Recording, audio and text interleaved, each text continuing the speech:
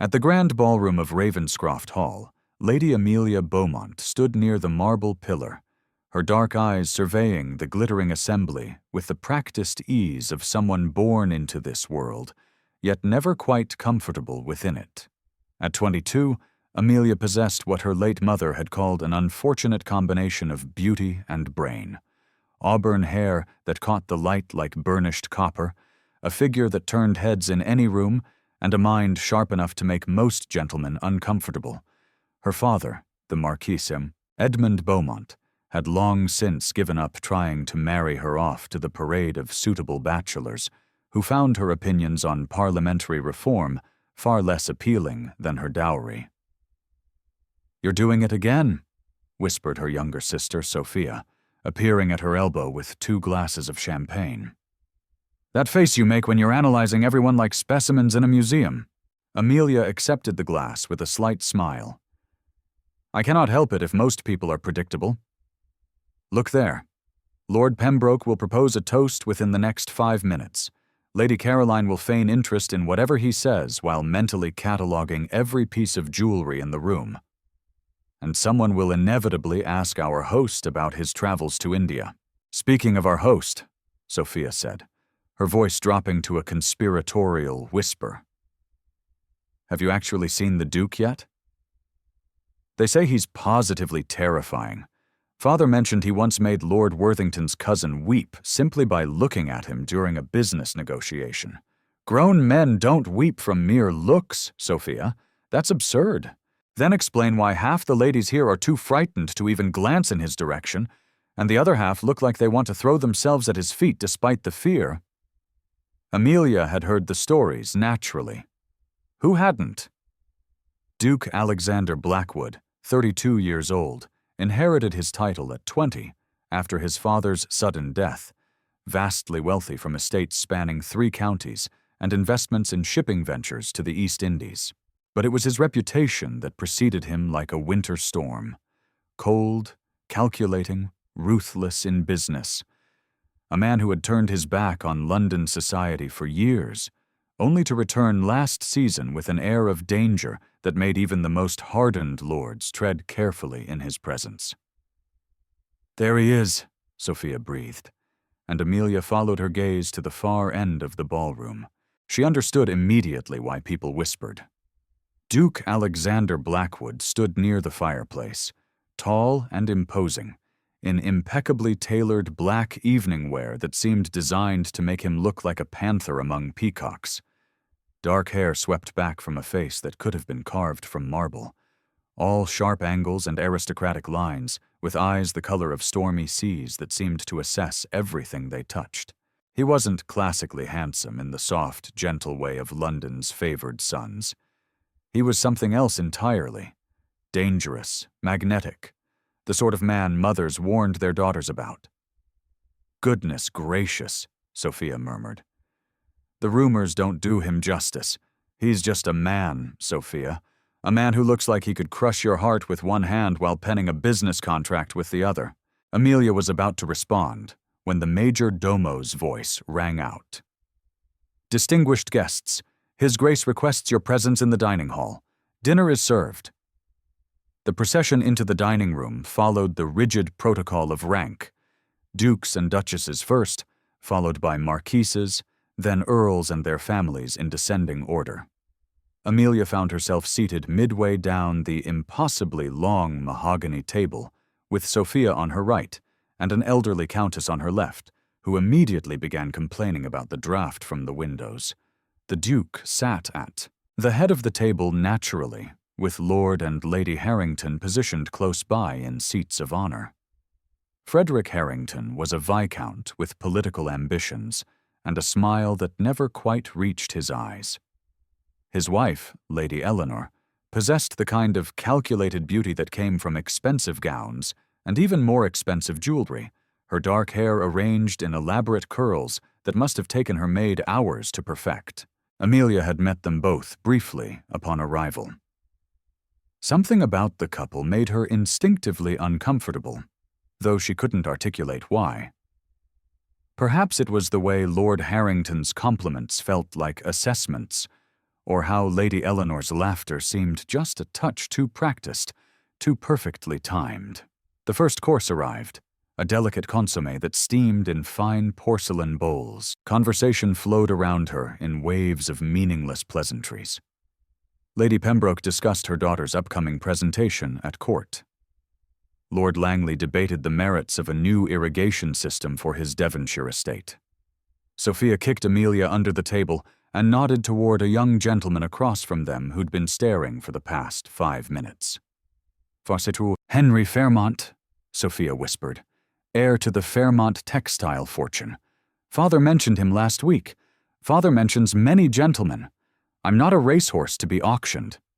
"No, but you are 22 and showing no signs of accepting any proposals.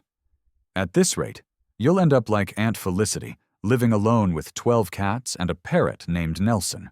Aunt Felicity is perfectly happy, and Nelson is excellent company." The second course arrived, then the third. Amelia found herself relaxing slightly, the wine and food softening the edges of her usual social anxiety. Perhaps this evening wouldn't be as tedious as she'd feared. Perhaps her thoughts stopped abruptly. Lady Eleanor Harrington had risen from her seat, ostensibly to speak with a friend several chairs away, but as she passed behind the Duke's chair, Amelia caught a movement so quick, so subtle that she almost dismissed it as imagination. Almost. Lady Eleanor's hand, concealed within the folds of her silk gown, withdrew something small, a tiny glass vial, no larger than Amelia's thumb. The movement was practiced, smooth, the gesture of someone who'd rehearsed this moment. As Lord Frederick engaged the Duke in animated conversation about shipping routes, gesturing expansively enough to draw attention, his wife's fingers moved with surgical precision. The vial tipped.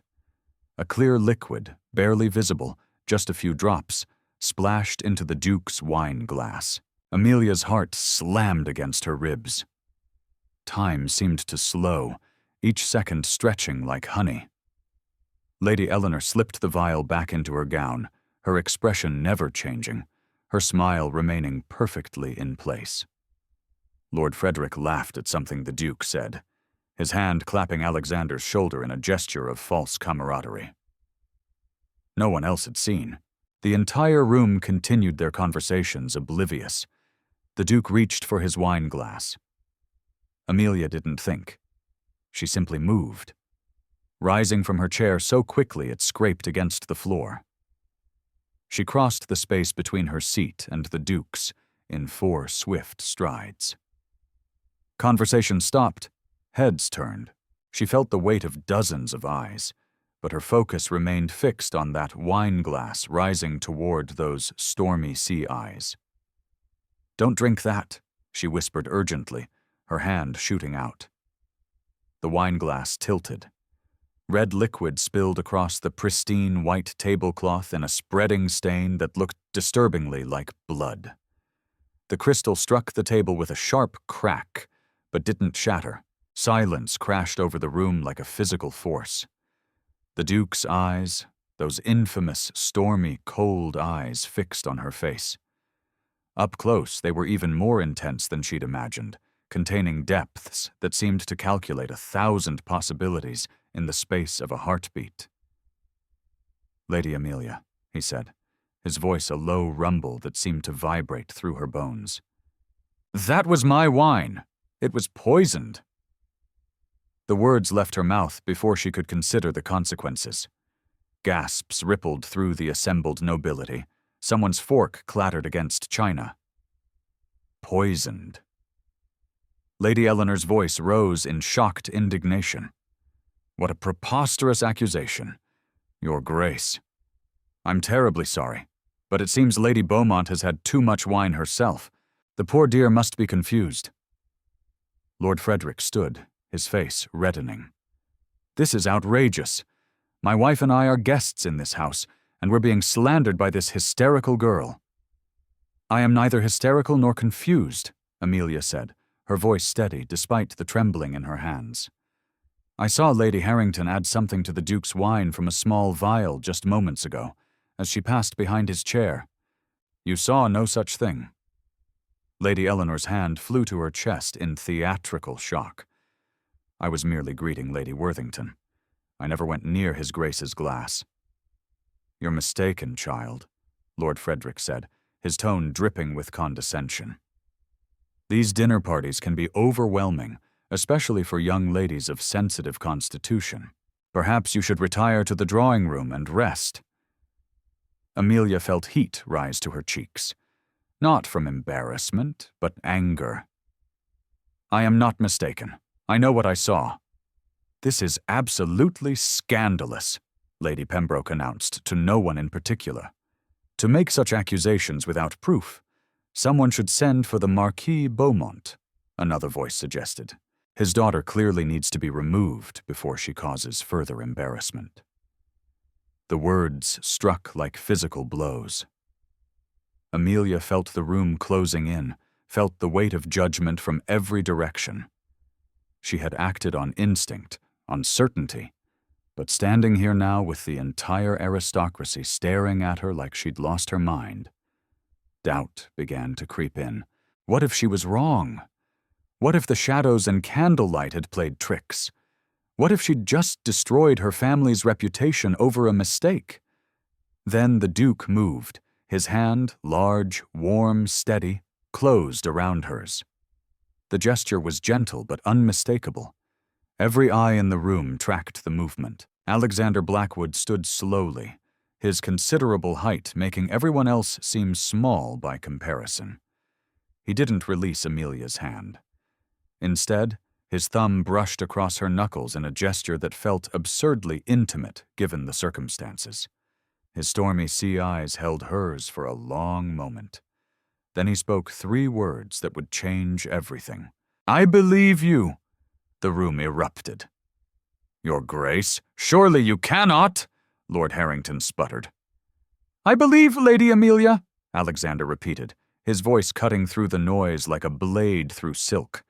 "And I suggest we investigate this matter thoroughly before anyone leaves this house." Lady Eleanor's face had gone pale. "This is ridiculous. We are your guests. We've known your family for 20 years. 20 years? Or 20 minutes? Attempted murder carries the same weight." The Duke's voice remained calm, but something deadly lurked beneath the surface. "Lord Harrington, I suggest you and your wife remain in the drawing room while I send for a physician to test the wine. If Lady Amelia is mistaken, you'll have my sincerest apologies and any recompense you desire. And if she's not," Lord Frederick's face had turned from red to ashen, "then you'll have a very different conversation with the magistrate." The Harringtons exchanged a glance, quick, panicked, speaking volumes. Then Lady Eleanor did something that sealed their fate. Her hand moved toward the hidden pocket in her gown, where the vial rested. "Don't," Alexander said softly, but with such command that Eleanor's hand froze mid-movement. "Whatever you're reaching for, I suggest you reconsider." Lord Frederick grabbed his wife's arm. "We don't have to tolerate this humiliation. We're leaving." "No one is leaving," the Duke said. And though he didn't raise his voice, something in his tone made it clear this wasn't a request. He looked toward his butler. "Jameson, send for Dr. Whitmore immediately and ensure that Lord and Lady Harrington's carriage is temporarily unavailable." "Your Grace," Lord Frederick's voice cracked, "you cannot hold us prisoner in your home. I can do whatever is necessary to protect my household and my guests, which I should note includes determining why someone would attempt to poison me at my own dinner table." Alexander's eyes were chips of ice. "Now, shall we adjourn to the drawing room and wait for the physician? Or would you prefer to make this even more interesting?" The threat hung in the air like smoke. Lord Harrington's jaw worked soundlessly.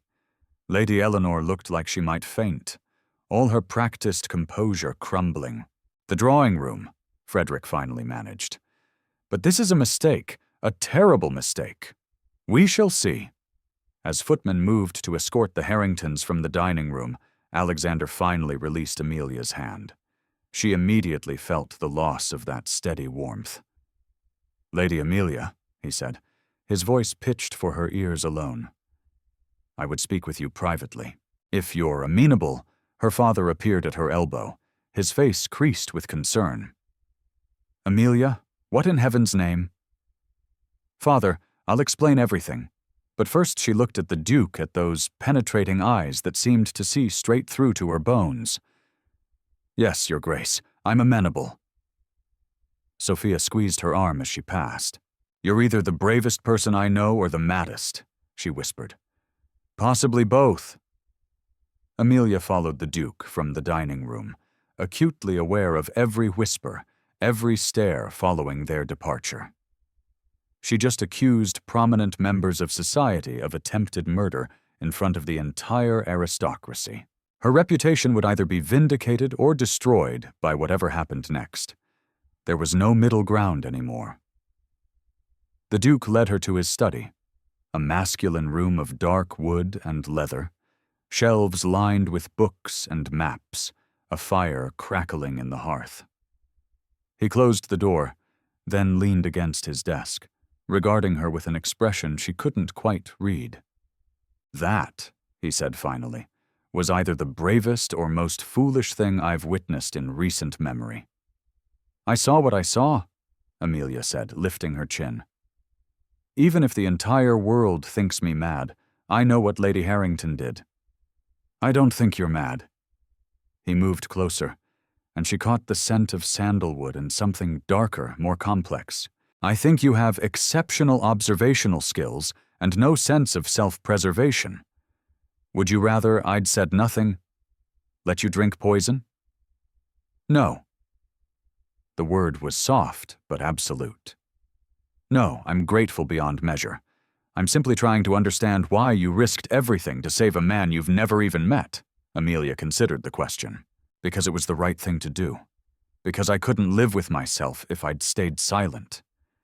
Because," she paused, searching for words. "Because some things matter more than reputation or propriety." Something shifted in his expression. A crack in that icy facade. Most people would disagree with that assessment. Then most people are cowards. To her surprise, he laughed. It was a rusty sound, as if he didn't do it often, but genuine. "You're unlike anyone I've ever met, Lady Amelia." "Is that a compliment or criticism?" "I'm not entirely sure yet." A knock interrupted them. Jameson, the butler, entered with a silver tray bearing a fresh glass of wine, and Dr. Whitmore, a thin man with spectacles and the permanent expression of someone who'd seen too many of society's secrets. "Your Grace," the physician said, bowing. "I came as quickly as I could. Jameson mentioned there was some concern about contaminated wine." Alexander gestured to the stained tablecloth that a footman had brought in. "The spilled wine, Doctor. I need to know if it contains anything unnatural." Dr. Whitmore set to work with various vials and instruments that Amelia didn't recognize. The minutes stretched. Alexander stood perfectly still, his attention divided between the doctor and Amelia in a way that made her pulse quicken. "Finally, Doctor." Whitmore looked up, his face grave. "Your Grace, there is definitely a foreign substance in this wine. Based on the color change in my reagent test, I'd say it's most likely arsenic. Not enough to kill immediately, but enough to make you violently ill. Continued doses over time would be fatal." The room seemed to tilt. Amelia grabbed the edge of the desk to steady herself. "Arsenic," Alexander repeated, his voice deadly calm. How thoughtful of Lord and Lady Harrington, subtle enough to seem like natural illness. "Shall I inform the magistrate?" Jameson asked. "Not yet. First, I want to understand why." The Duke's eyes found Amelia's. "You saved my life tonight, Lady Amelia. That is not a debt I take lightly. I don't want your debt. I just want justice. You may find those two things are more connected than you realize." He moved to the window, staring out at the dark gardens. "The Harringtons will deny everything naturally. They'll claim the contamination happened after the wine was spilled, or that someone else had access to my glass. Without the vial Eleanor used, it's her word against yours. Then we search her. Amelia said the vial must still be in her gown. She'll have disposed of it by now, thrown it in the fire, dropped it in a plant pot, given it to her maid to hide. She's not stupid, just desperate. He turned back to face her. This will get worse before it gets better. You realize the Harringtons have friends, influence, connections throughout London society. They'll paint you as hysterical, delusional, a troublemaker seeking attention. I know your reputation will suffer severely. Marriage prospects will evaporate. Invitations will cease. Your father will face pressure from his peers to manage you. Amelia felt each word like a stone dropping into a well, the splash echoing in the darkness. I know, she repeated quieter this time. Yet you don't regret speaking up. It wasn't a question, but she answered anyway. No, I'd do it again. Alexander studied her for a long moment. Something unreadable moving behind those stormy sea eyes.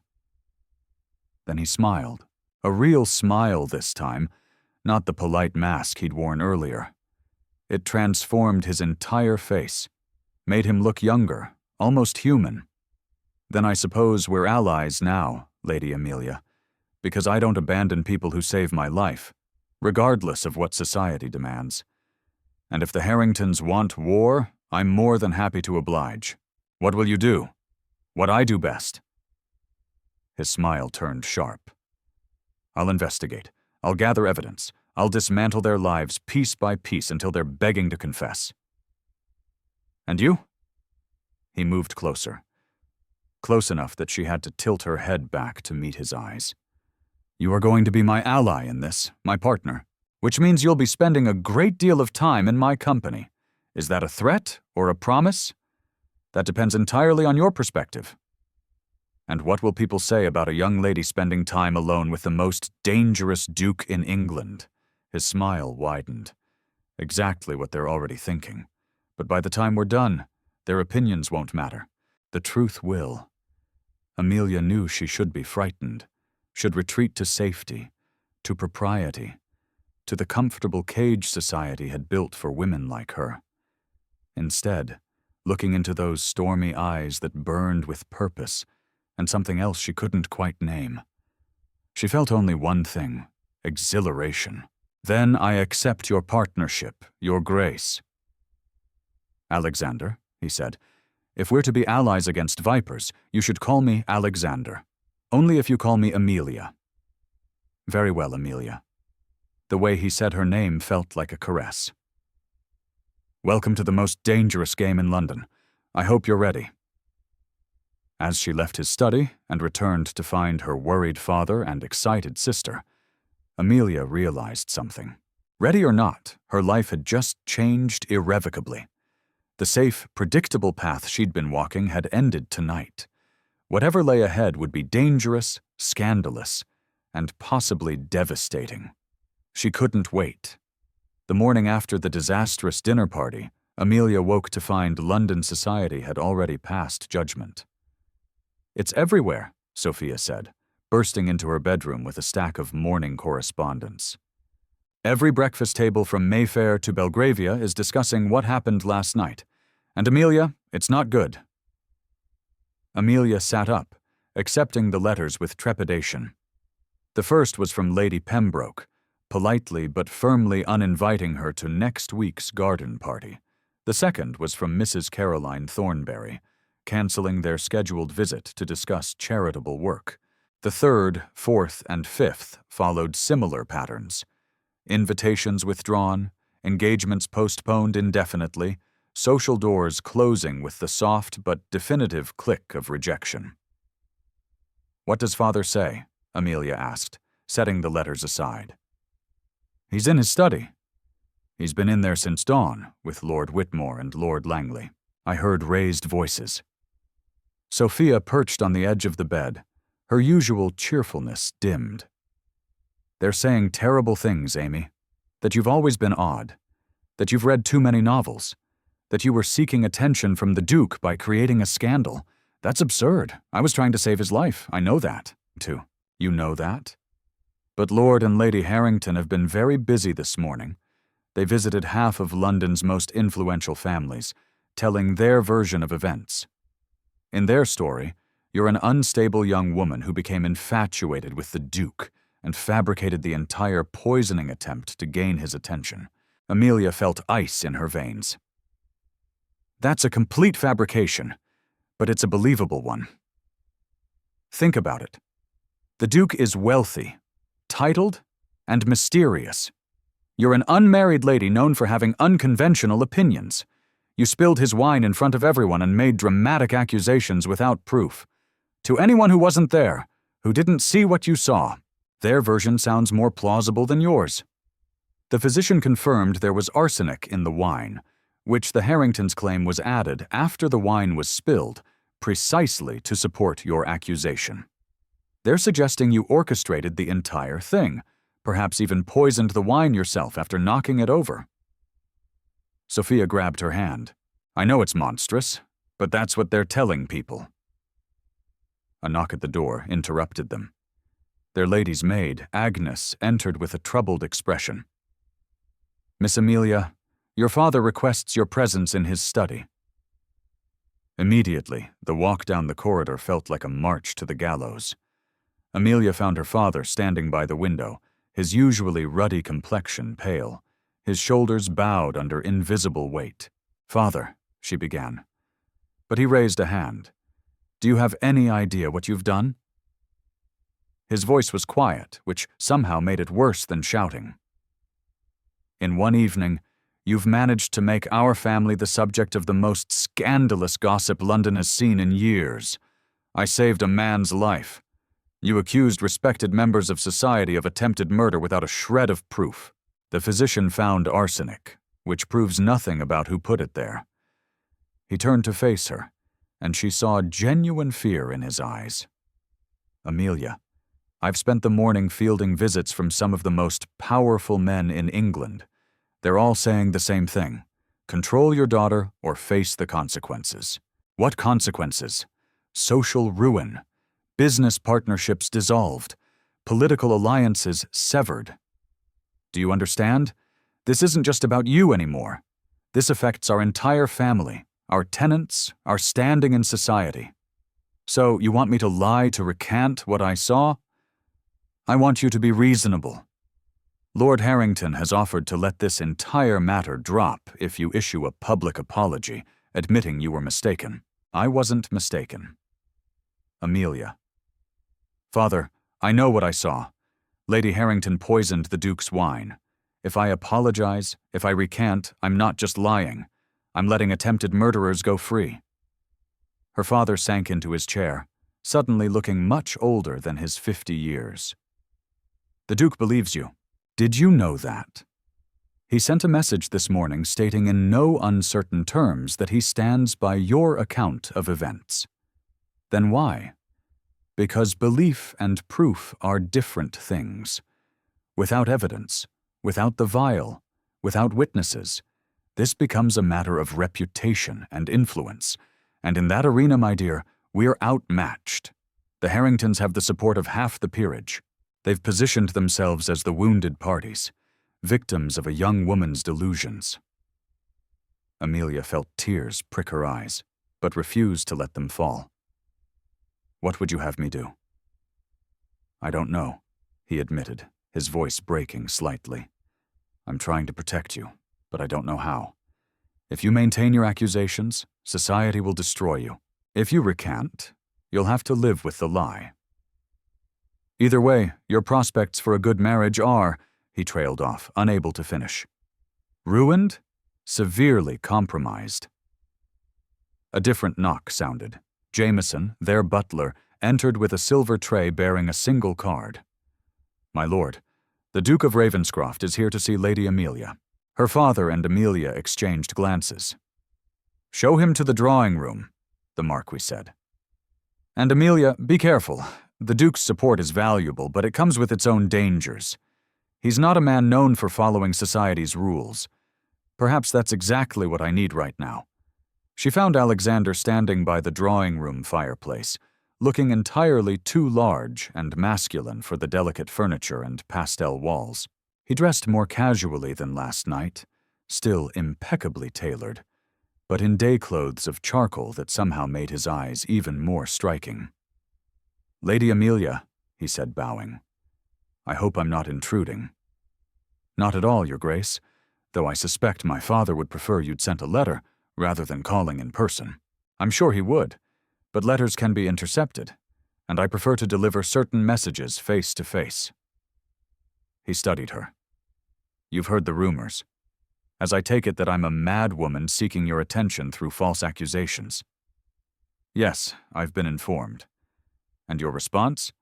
"That anyone who believes such nonsense isn't worth my time or consideration." He smiled.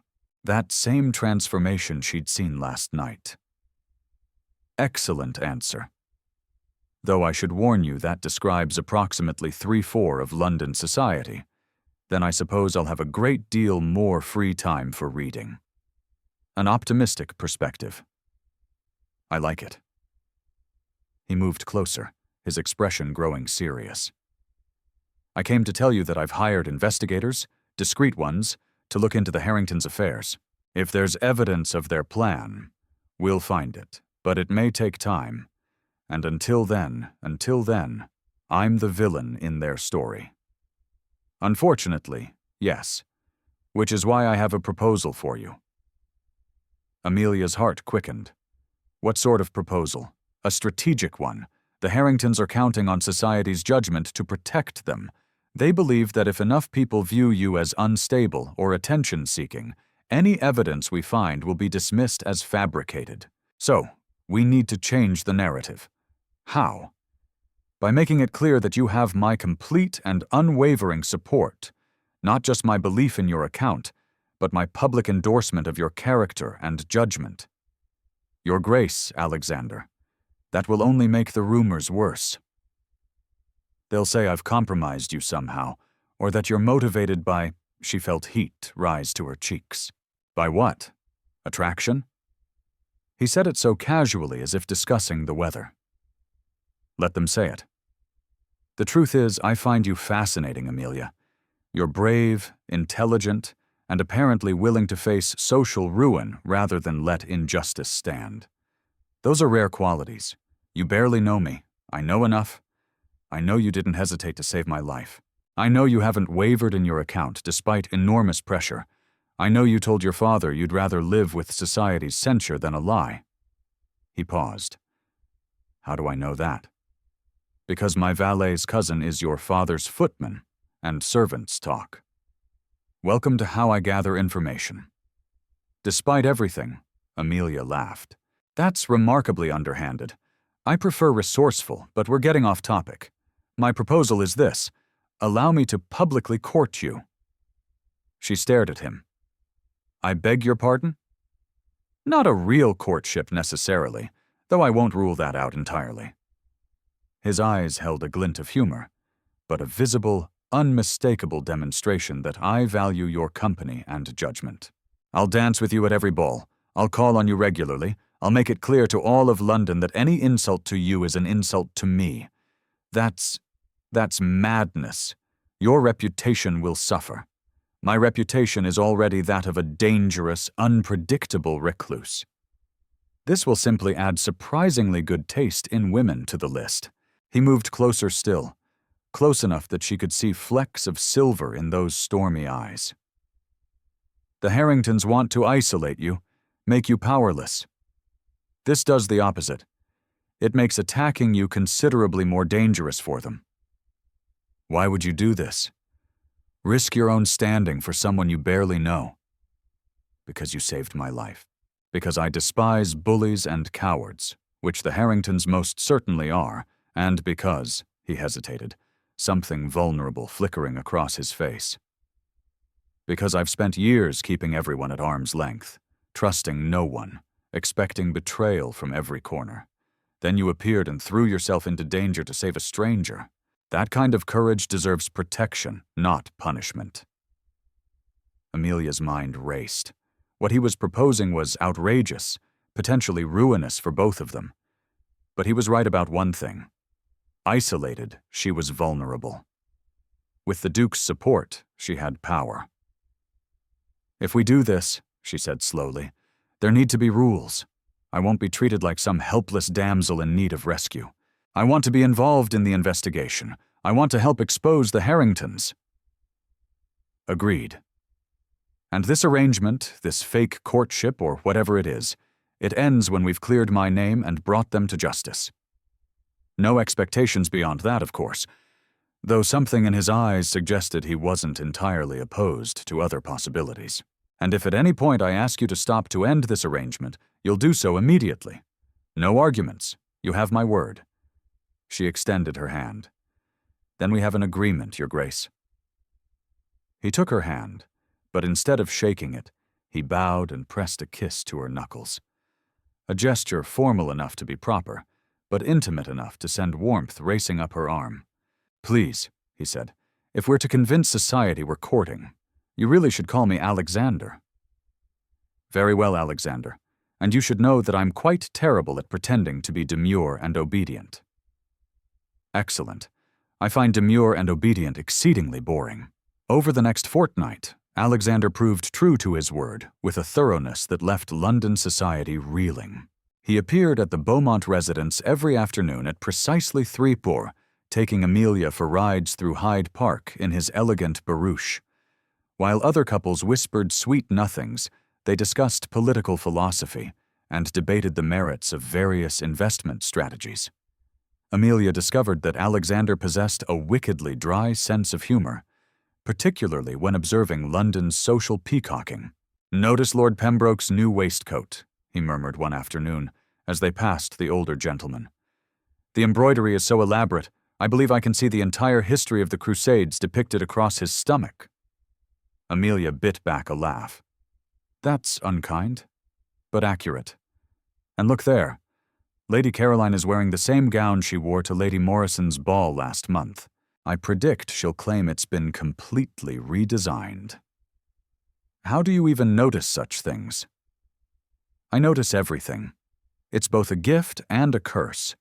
For instance, I've noticed that you fidget with your reticule when you're annoyed, that you have a small scar on your left hand from what I'm guessing was a childhood accident involving your sister and a garden gate, and that you despise tea, but drink it anyway to be polite."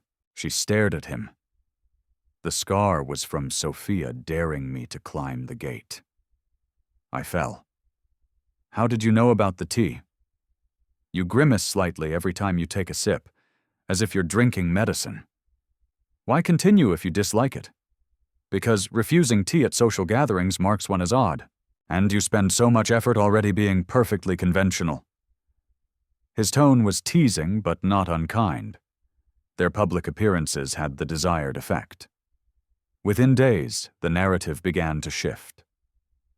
If the Duke of Ravenscroft, a man famous for avoiding society and trusting no one, had chosen to court Lady Amelia Beaumont, perhaps there was more to her story than the Harringtons claimed. Of course, not everyone was convinced. "She's bewitched him somehow," Lady Pembroke declared at a musicale that Amelia attended with Alexander. The comment was loud enough to be clearly heard. Alexander, who'd been standing beside Amelia, examining the program, looked up with those stormy sea eyes. "Lady Pembroke, I wasn't aware you believed in witchcraft. How fascinatingly medieval of you." The older woman flushed. "I simply meant that Lady Amelia possesses qualities that might make a man value her company. Intelligence, courage, integrity. Yes, those traits could indeed be considered enchanting to someone tired of vapid conversation and artificial flattery." "Your Grace, I didn't intend. Of course not. Just as I'm sure you didn't intend for your comments about Lady Amelia's character to be interpreted as insults to my judgment in choosing her company, because that would suggest you consider me so easily fooled, which would be quite insulting indeed." Lady Pembroke looked like she might faint. "I would never suggest such a thing." "Excellent. Then we understand each other." He smiled, but it didn't reach his eyes. "Enjoy the performance." As they moved away, Amelia whispered, "You didn't have to do that." "Yes, I did. The moment people think they can insult you without consequence is the moment we've lost. Besides," he added with a slight smile, "I enjoyed it.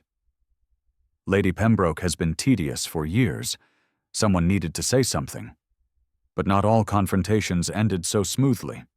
At Lord Langley's ball the following week, they encountered the Harringtons themselves.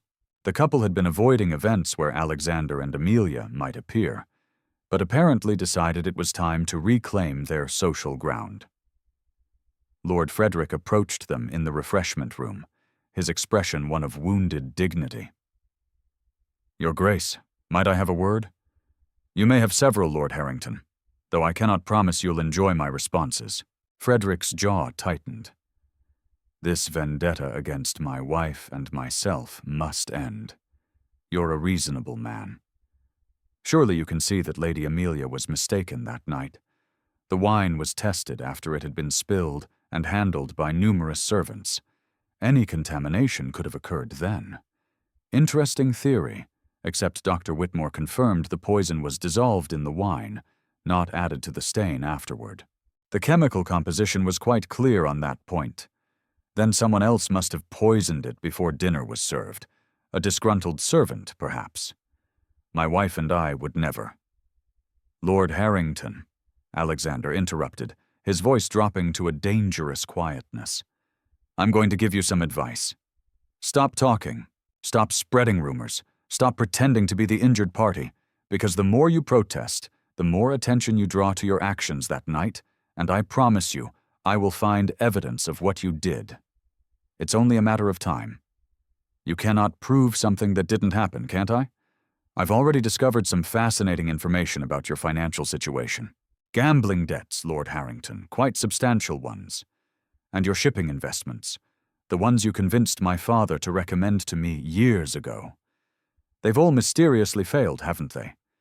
Yet somehow you've managed to purchase a new estate in Surrey." Frederick's face went pale. "Those are private matters.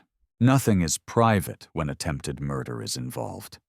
I have investigators looking into every transaction, every business dealing, every conversation you've had in the past 5 years. If there's evidence of your plan to poison me gradually, to make it look like natural illness, to forge documents giving you control of my estates, I will find it. That's preposterous. I never." But Frederick's face had gone from pale to ashen, and his hands trembled slightly. "Shall we test that assertion? I think the magistrate would be very interested in examining your wife's recent purchases from certain apothecaries. Arsenic is surprisingly well documented when bought in quantity." Lord Harrington opened his mouth, closed it, then turned and walked away without another word. Amelia realized she'd been holding her breath. "Did you mean all that about the evidence? Every word. My investigators have been very thorough." He guided her toward the ballroom. "The Harringtons have been living beyond their means for years, funded by investments they convinced my father to make before his death. When those investments failed, suspiciously, I might add, they needed another source of income. My estates, my fortune, would have provided that, a gradual poisoning, a forged codicil to my will, naming Frederick as executor. It's actually quite clever, if morally reprehensible. Can you prove it?" "Not yet, but I will." He paused as they reached the dance floor. "In the meantime, I believe this is our waltz." As he swept her into the dance, Amelia marveled at how natural this had become, his hand at her waist, her hand in his, moving together as if they'd done this 1,000 times. They'd practiced, of course, ostensibly to maintain their courtship ruse, but somewhere along the way it had stopped feeling like practice. "You're thinking very hard about something," Alexander observed. "I can see the calculations behind your eyes. I'm thinking about how strange this all is. A month ago, I'd never met you. Now I'm dancing with you while half of London watches and whispers, 'Would you change it if you could?'" She considered the question honestly. Her social calendar had certainly diminished. Many of her former friends now crossed the street to avoid her. Marriage proposals had dried up entirely, though whether from fear of scandal or fear of competing with a duke, she wasn't certain. But she'd also never felt more alive. "No," she said finally. "No, I wouldn't change a thing, though. I think that says something rather damning about my character. It says you value truth over comfort. That's not damning. It's extraordinary." The way he looked at her when he said it made her heart stutter. "This was supposed to be pretend," she reminded herself. "A strategic alliance, protection in exchange for cooperation. So why did it feel increasingly real?" "Alexander," she began, but he shook his head slightly. "Not here. Too many ears, too many eyes. But soon, Amelia, soon we'll talk about everything that's unspoken between us. And if I'm not ready for that conversation, then we'll wait until you are. I'm a patient man when something matters." The dance ended, and he escorted her back to her father, who'd been watching from the sidelines with an expression caught between approval and concern. "Your Grace," the Marquis said, bowing, "you're very kind to show my daughter such attention." "It's no kindness, my lord. I find her company the most entertaining in London." He turned to Amelia. "Until tomorrow afternoon." Until tomorrow. She watched him leave, cutting through the crowd with that predatory grace that made people instinctively step aside. "He's serious about you," her father said quietly. "I've known Alexander Blackwood since he was a boy. I've never seen him look at anyone the way he looks at you. It's just an arrangement, father, a strategy to protect my reputation." "Is it? Because from where I'm standing, it looks like considerably more than that." Amelia didn't answer. Couldn't answer because her father was right, and that terrified her more than any scandal. She'd agreed to a fake courtship with England's most dangerous duke. She just hadn't anticipated it might become real. The investigation into the Harringtons progressed with methodical precision over the following weeks. Alexander's investigators, former Bow Street runners with connections throughout London's underworld, uncovered a trail of financial desperation and careful planning. "Look at this," Alexander said one afternoon in his study, spreading documents across his desk for Amelia's inspection. They'd fallen into a routine of these afternoon meetings, ostensibly to discuss their strategy, but increasingly becoming something else entirely. Conversations that ranged from philosophy to literature to dreams neither had shared with anyone else. Amelia leaned over the papers, her shoulder brushing his. Neither moved away. "What am I looking at?" "Receipts from an apothecary shop in Cheapside. 3 purchases of arsenic trioxide over the past 6 months. All signed by a Mrs. Herringworth. Notice the similarity to Harrington. That's not enough for a magistrate. Enough. She could claim it was for pest control, which is a legitimate use." True, but combined with these, he produced another set of documents. Gambling debts totaling nearly 15,000 owed to some rather unsavory characters. Lord Frederick has been betting heavily at several clubs, losing consistently. The debts are recent within the past year, so they need money desperately more than that. Look at the dates. The gambling debts began accumulating about 6 months after my father died, which is also when Frederick started pressuring me to make certain investments. Investments that my father had supposedly recommended. Amelia studied the timeline. "You think they planned this from the beginning, even before your father died?" "I think they've been planning something for years. My father and Lord Harrington were close friends. Frederick was named executor of his will, trustee of certain assets. When my father died, suddenly he paused, something dark crossing his face. You don't think? I don't know what to think. My father had been in perfect health. Then one day he complained of stomach pains, and within a week he was dead. The physician said it was a sudden illness, but now knowing what the Harringtons attempted with me, Amelia felt ice in her veins. Alexander, if they poisoned your father too, this isn't just attempted murder. This is something I cannot prove. Not yet. His body was buried 2 years ago. Any evidence is long gone. his hands clenched into fists on the desk. "But if I can prove they tried to poison me, if I can demonstrate their financial motive and their access to arsenic, perhaps the magistrate will consider reopening the investigation into my father's death." She covered his hand with hers, a gesture of comfort that felt natural now. "We'll find the proof. We have to." He turned his hand over, lacing his fingers through hers. "We make a good team, you and I." "We do." The words came out softer than she intended. "Amelia, I think we should discuss." A sharp knock interrupted. Jameson entered, his usual composure slightly ruffled. "Your Grace, I apologize for the interruption, but there's a rather insistent young woman at the door, claiming she has information about Lord and Lady Harrington." Alexander and Amelia exchanged glances. "Show her in," he said. The young woman who entered was perhaps 20, dressed in the neat but worn clothing of an upper servant. She bobbed a nervous curtsy, her hands twisting in her apron. "Your Grace, my lady, forgive me for coming here, but I didn't know where else to turn. My name is Mary Fletcher. I was lady's maid to Lady Eleanor Harrington until 3 days ago, when she dismissed me without reference." "Why were you dismissed?" Amelia asked gently. "Because I found something I wasn't meant to see." Mary reached into her pocket and withdrew a small vial identical to the one Amelia had seen Eleanor use that night. This was hidden in her jewelry box. When I asked her about it, thinking it was perfume, she became very angry. Said I was spying on her. Threw me out of the house that very day. Alexander moved forward, carefully taking the vial. "Why bring this to me?" "Because I heard the rumors, Your Grace, about what Lady Amelia accused my former mistress of doing. And I think she was right. I've been with Lady Eleanor for 2 years, and over the past month she's changed, secretive, always meeting with Lord Frederick in private, sending me away. And she's been buying things, expensive things we couldn't afford.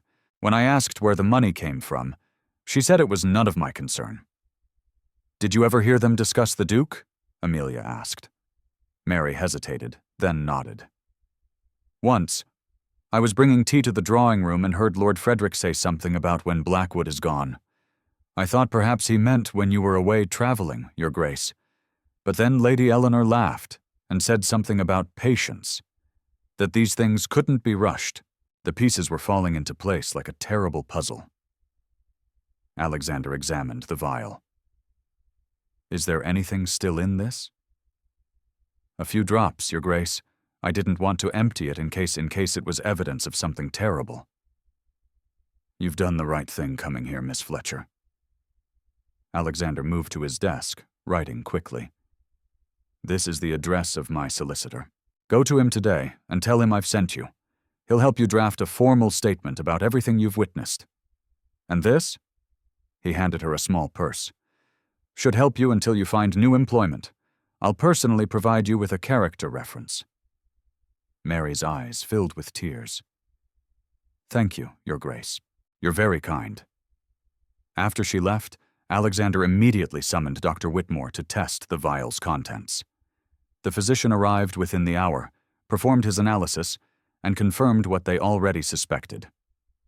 Arsenic in the same concentration as had been found in the wine. "This is it," Amelia breathed. "This is the proof we needed." "It's a significant piece of evidence," Alexander agreed. Combined with Mary's testimony about the Harringtons' suspicious behavior, the receipts from the apothecary, and the financial motive, we have a compelling case. "But," he paused, "but what?" "But the Harringtons still have powerful friends. They'll claim Mary is lying for money, that we bribed her to fabricate evidence. They'll argue the vial could belong to anyone, that keeping arsenic for legitimate purposes doesn't prove murder. Then what do we do?" A slow smile spread across Alexander's face, the dangerous kind that made him look like the predator everyone feared. "We give them an opportunity to incriminate themselves further. We set a trap." That evening, Alexander sent carefully worded invitations to a small, intimate dinner party at Ravenscroft Hall. The guest list was strategic. Lord and Lady Harrington, several influential members of Parliament who'd been friends with Alexander's father, a prominent magistrate, and of course, Amelia and her family. "They'll never accept," Amelia said when she saw the invitation. "Not after what happened last time." "They will, because I've also let it be known through very discreet channels that I'm planning to announce my engagement to you that evening. The Harringtons can't afford to skip such a significant social event without appearing even more suspicious. Your engagement to me, Alexander, we haven't discussed." "I know, and I apologize for the presumption, but it serves multiple purposes. It demonstrates my continued faith in you. It draws the Harringtons out," and he met her eyes.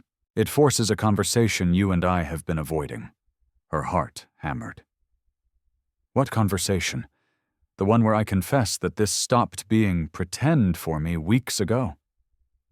The words hung between them, heavy with implication.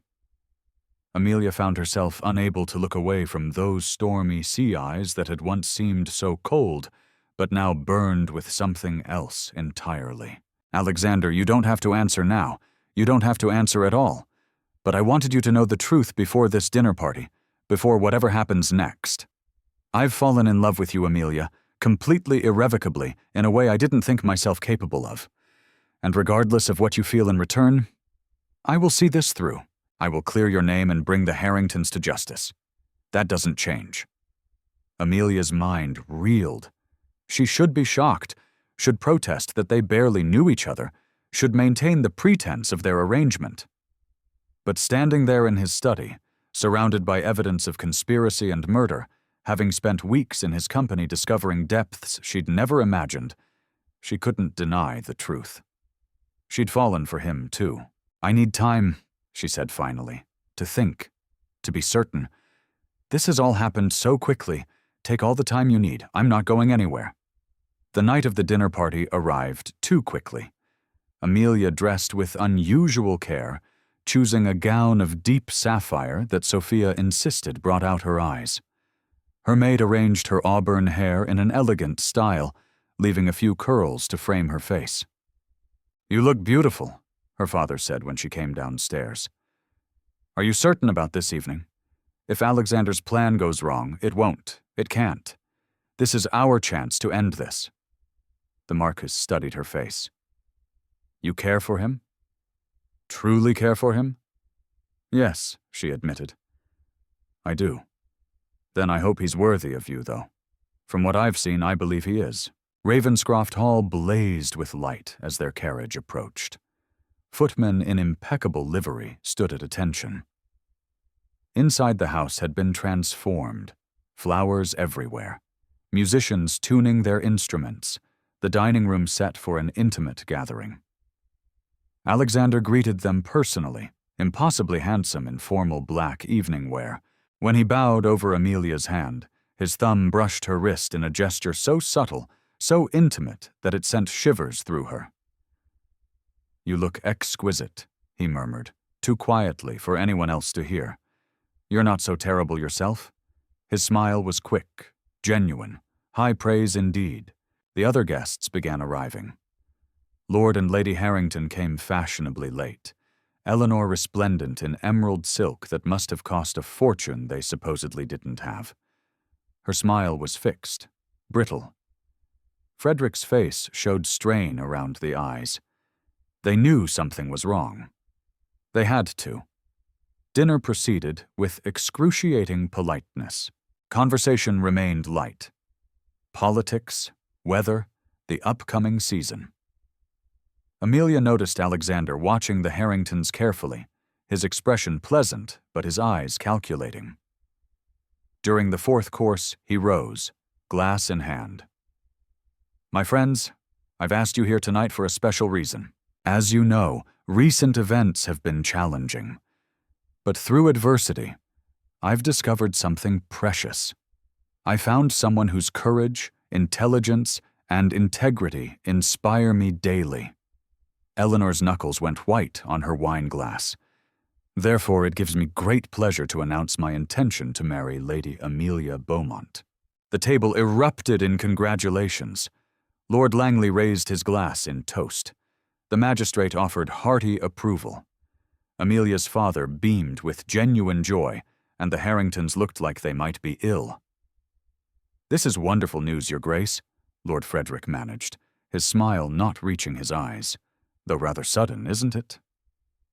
"When one knows, Alexander replied smoothly. "Why wait?" "Indeed, and I suppose all that unpleasantness with the accusations has been resolved." "Resolved?" "No. Investigated thoroughly? Absolutely. The temperature in the room dropped several degrees." Eleanor set down her glass with a sharp click. "Surely you're not still pursuing that absurd matter. A Lady Amelia has admitted she was mistaken." "I've admitted no such thing," Amelia interjected. "I stand by everything I said." "Then you're delusional," Eleanor snapped, her composure finally cracking. "You've bewitched the Duke, somehow convinced him of lies." "Careful, Lady Harrington." Alexander's voice was soft but deadly. "You're speaking about my future wife. Your future wife is a liar and a troublemaker who nearly destroyed our reputation." Interesting choice of words. Nearly. As if our investigation hasn't already accomplished that goal, Frederick stood abruptly. "We don't have to tolerate these insults. Eleanor, we're leaving." "Please do," Alexander said. "But before you go, I thought you might be interested in seeing something." He produced the vial Mary had brought. "Recognize this?" Eleanor's face went chalk white, found in your jewelry box by your former maid, still containing traces of arsenic trioxide, the same compound found in my wine that evening. Rather damning, wouldn't you say? "That's not mine." "She planted it. You paid her to plant it. Did I also pay the apothecary in Cheapside to forge receipts showing someone using a name remarkably similar to yours purchased arsenic on 3 separate occasions? Did I fabricate your husband's gambling debts? Did I invent the financial records showing you desperately needed money you didn't have?" "This is entrapment." Frederick's face had gone purple. "You cannot prove any of this." The magistrate, who'd been listening intently, set down his napkin. "Actually, Lord Harrington, the evidence seems quite substantial. Combined with Lady Amelia's eyewitness account and the physical evidence of the vial and contaminated wine, I believe there's sufficient cause to investigate further."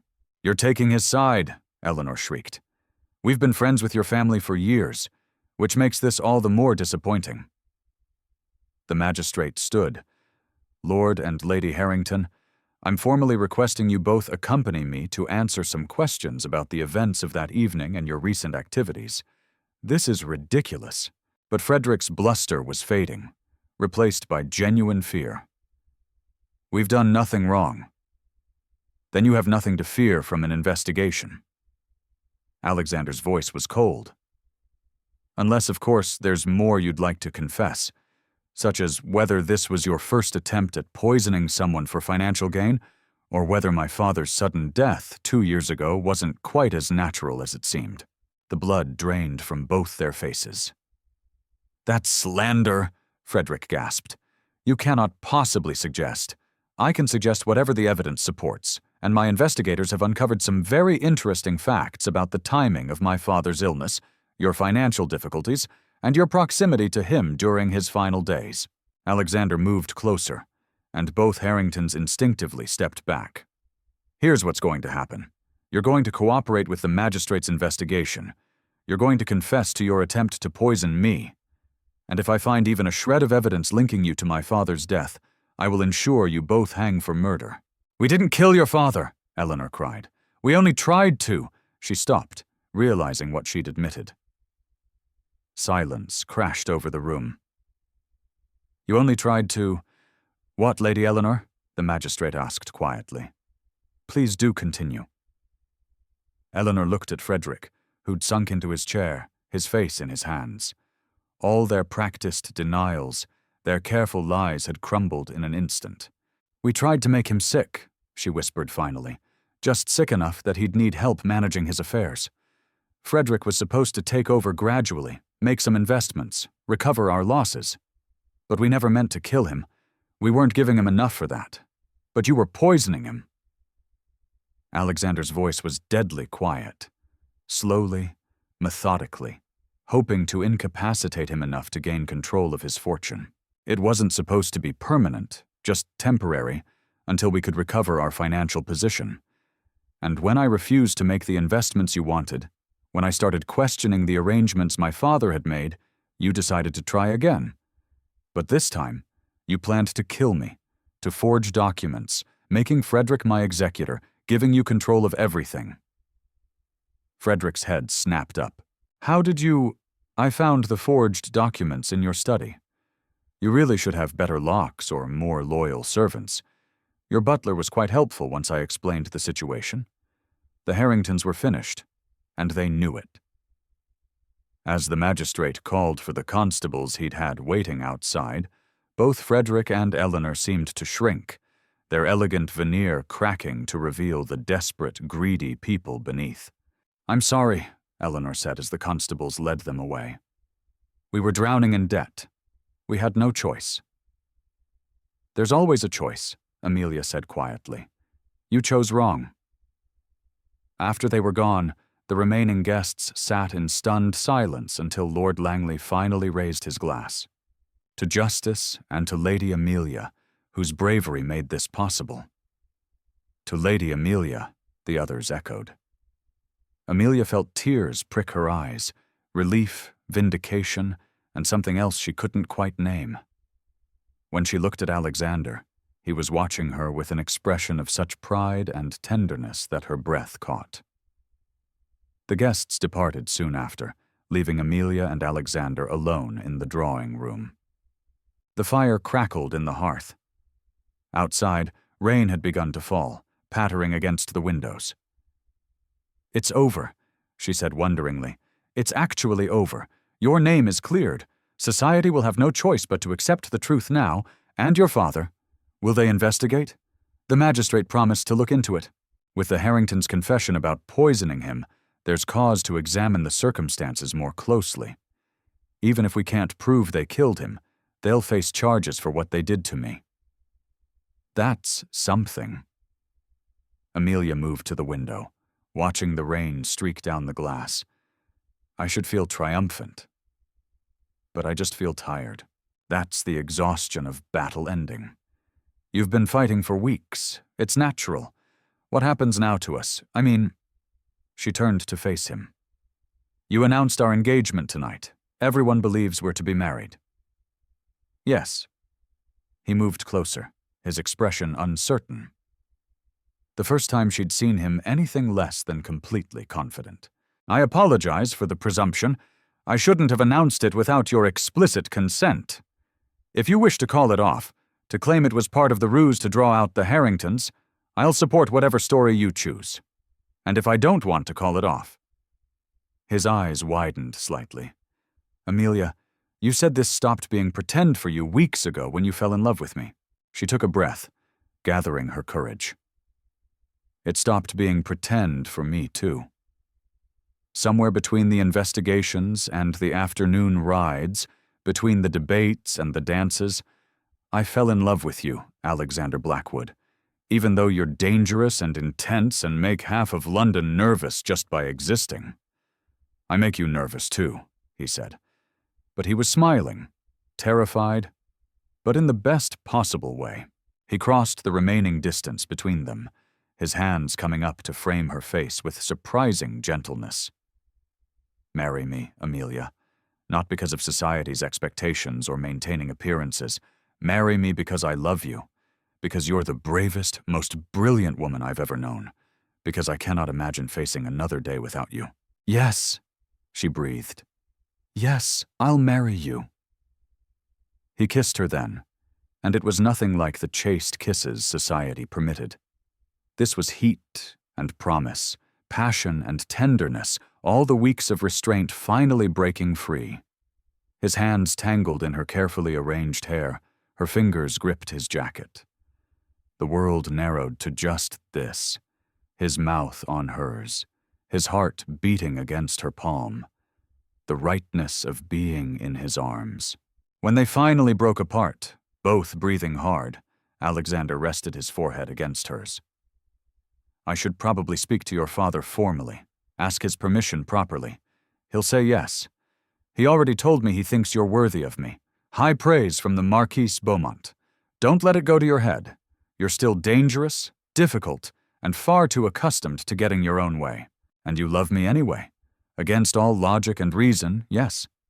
He laughed, the sound full and genuine. Then I suppose we're both mad. Probably. But I've discovered I rather enjoy madness when it comes with you. Outside, the rain continued to fall, washing away the last traces of scandal and suspicion. Inside, wrapped in each other's arms, Amelia and Alexander began planning a future neither had dared to imagine just weeks before. A future built on truth, trust, and a love that had emerged from the darkest of circumstances to become something extraordinary. 6 months later, St. George's Church in Hanover Square was filled to capacity with the cream of London society. All gathered to witness what had become the most talked-about wedding of the season. The scandal of the Harringtons' trial, which had resulted in transportation to Australia for both Frederick and Eleanor, had been replaced by fascination with the love story that had emerged from that terrible night.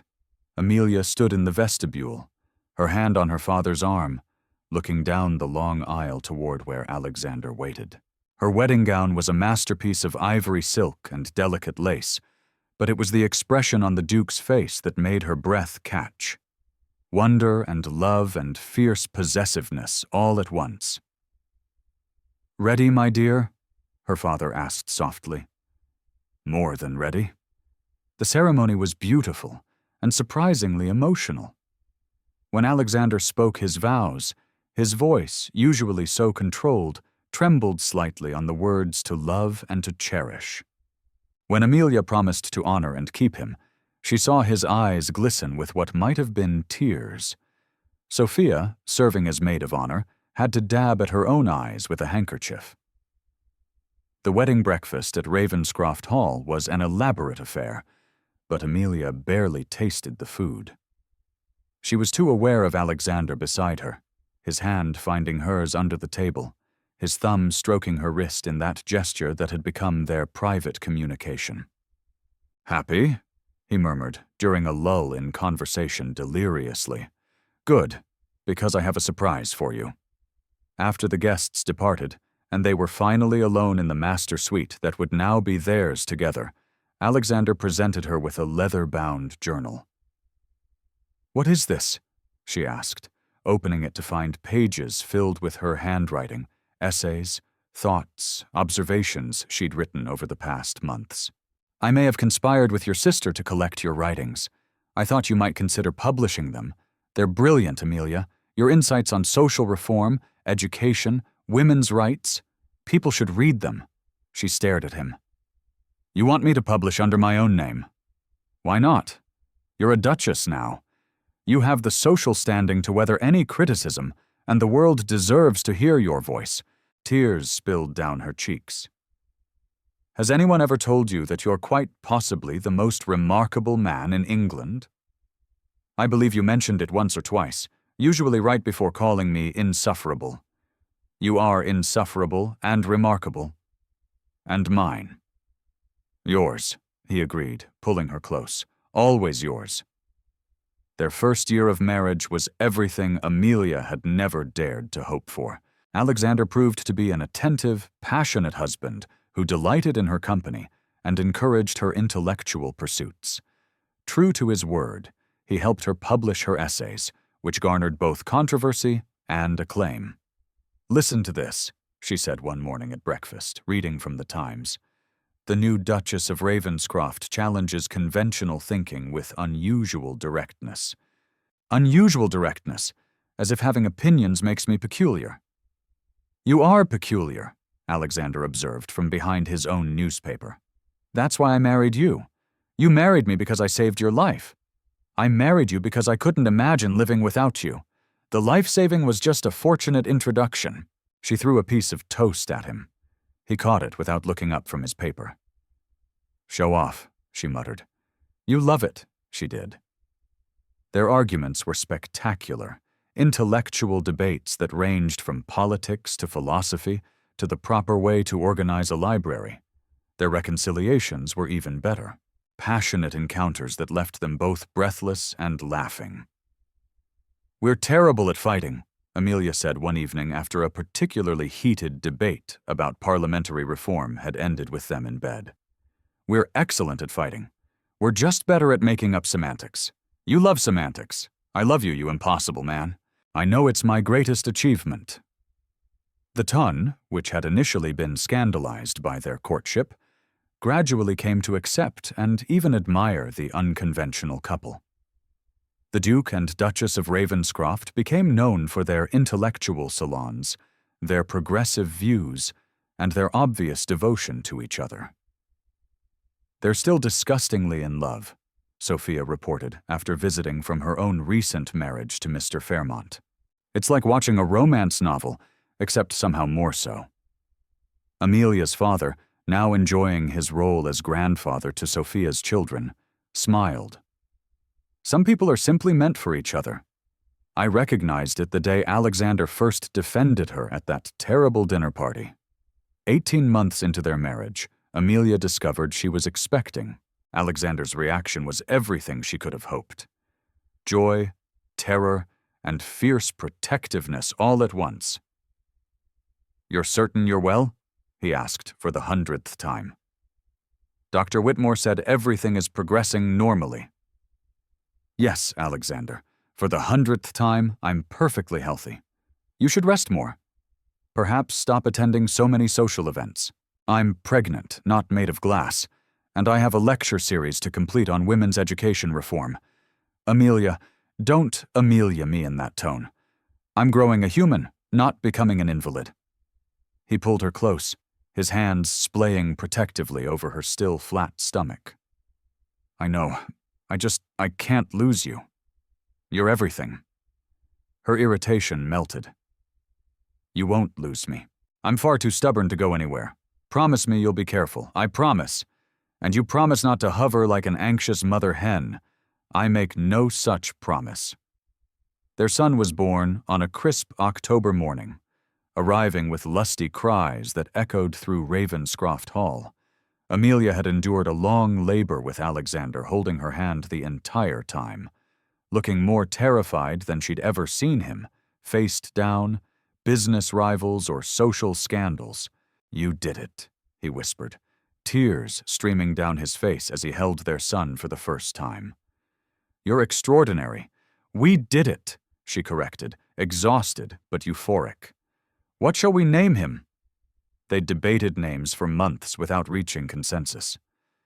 But looking at their son, dark hair like his father, but with Amelia's storm-gray eyes, Alexander said, "Edmund, after your father, he'd be honored, and it's only fitting." The Marquis raised an exceptional woman. "Edmund Alexander Blackwood," Amelia tested. "It suits him." "He's perfect. You're perfect. How did I become so fortunate?" "By being poisoned at a dinner party." He laughed, the sound rich and warm. "Best thing that ever happened to me." Young Edmund proved to be a delightful combination of both parents.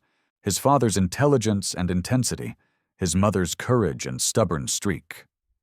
By his 2nd birthday, he was already demonstrating a talent for getting into mischief that left his parents alternately exasperated and amused. "He put a frog in Lady Pembroke's teacup," Amelia reported one afternoon, trying to keep a straight face. Alexander covered his mouth, clearly fighting laughter. "That's terrible. We should punish him. We absolutely should after we stop laughing. Agreed." They found him in the garden covered in mud examining beetles with the intense focus that was pure Blackwood. "Edmund, my darling," Amelia said, crouching down, "we don't put frogs in people's tea." "Why not?" The frog was thirsty. Alexander turned away, shoulders shaking. "Because it's not polite. Would you like it if someone put a frog in your milk?" Edmund considered this gravely. "No, but the frog might." "That's actually a fair point," Alexander managed. "You're not helping," Amelia muttered.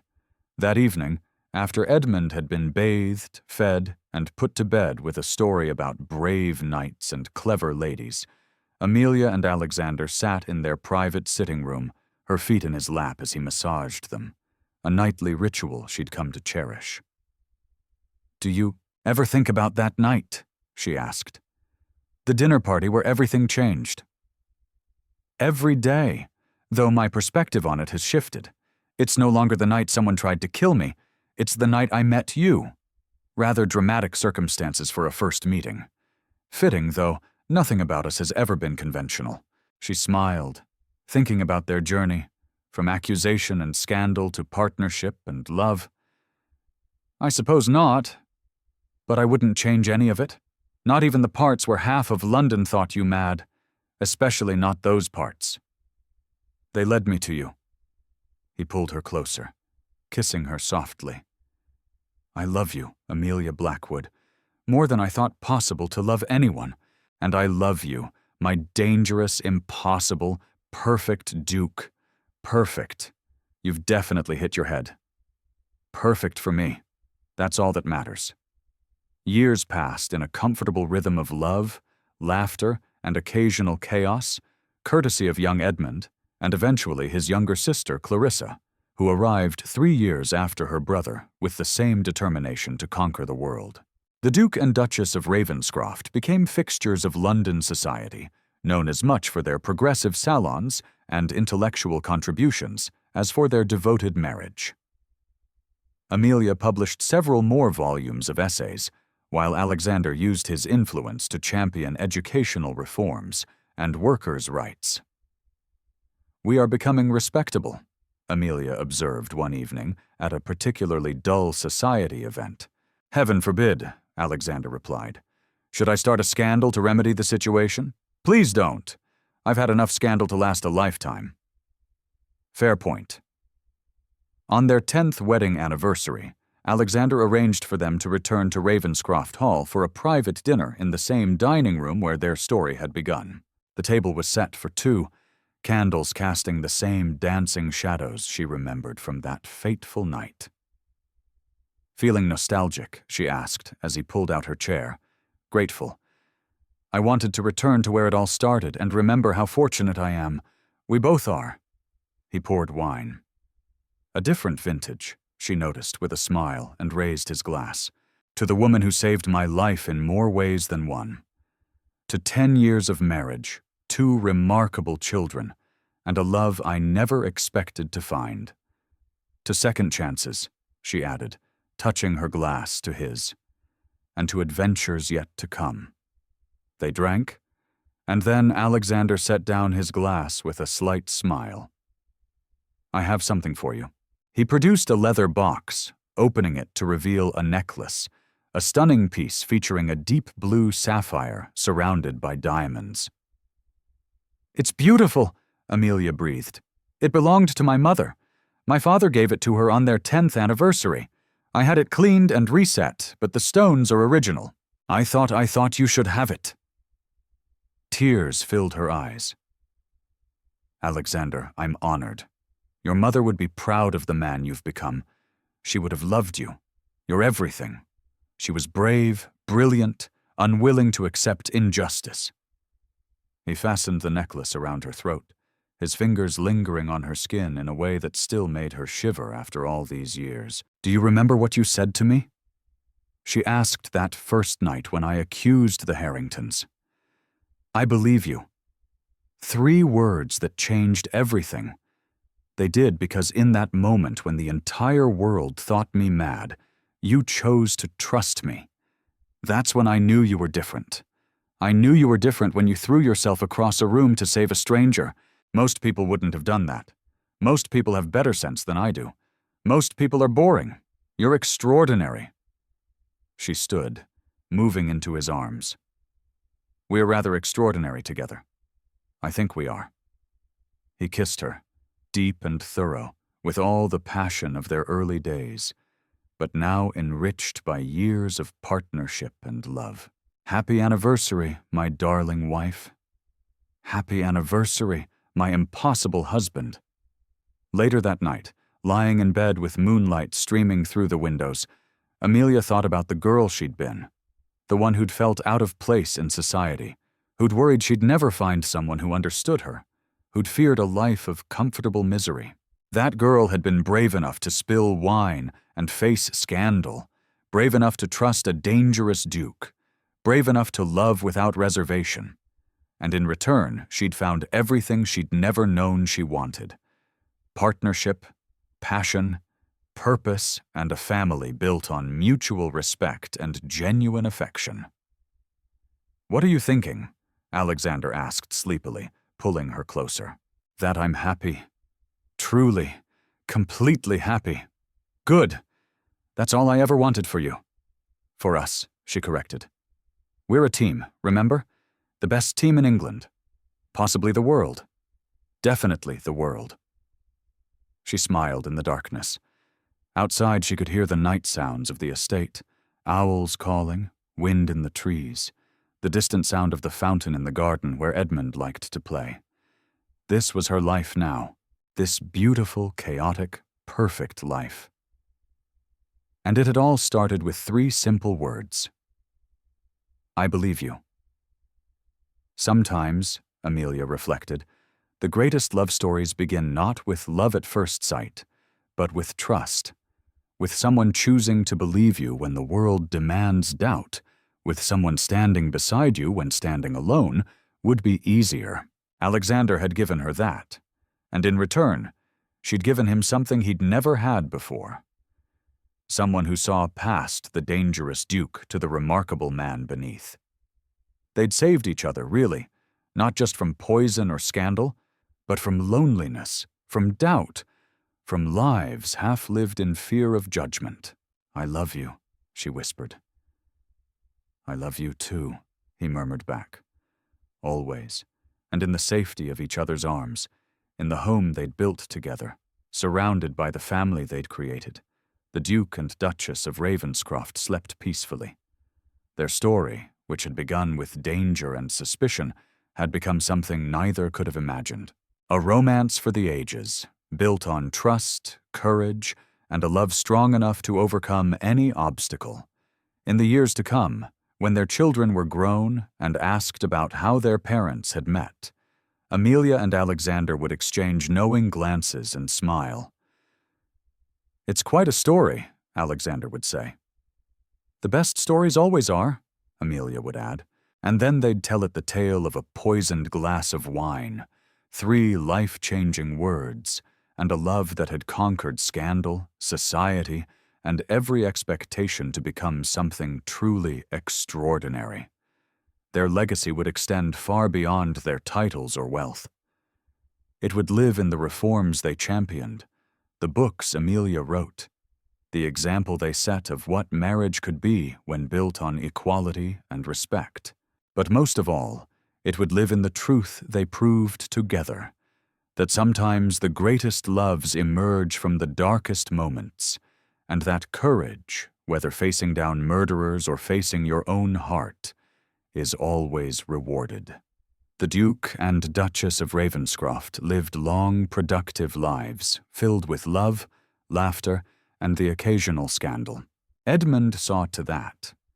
They grew old together, their hair silver, but their love as fierce as it had been that first night, when a brave young woman had risked everything to save a stranger's life. And when many years later they were finally laid to rest together in the family chapel at Ravenscroft Hall, the inscription on their shared monument read simply, "Here lie Alexander and Amelia Blackwood. He believed her. She saved him. Together they changed the world." It was, everyone agreed, the perfect epitaph for the perfect love story. This tale, set in the Regency era of England around 1815, amidst the opulent balls and rigid social hierarchies of London and its surrounding estates, imparts a profound moral lesson. True courage is not the absence of fear, but the willingness to act justly despite it, for standing against wrongdoing, even at great personal cost, fosters integrity and can forge unbreakable bonds of trust. it also teaches a vital life skill. Sharpen your powers of observation and quick decision-making in moments of crisis, as these can not only avert disaster, but also open doors to unexpected opportunities for growth, alliance, and enduring fulfillment. The end. Thank you so much for staying with us until the end of this unforgettable love story between Lady Amelia and Duke Alexander. If this tale touched your heart, please subscribe, like, comment, and share. Your support truly from the bottom of our hearts means everything to us and helps us stay motivated to keep writing and sharing more stories of love, redemption, and powerful twists that take your breath away. At the end of this video, a new story suggestion will appear. Click and let yourself be swept away by another emotional romantic journey. See you in the next one. Thank you for being here.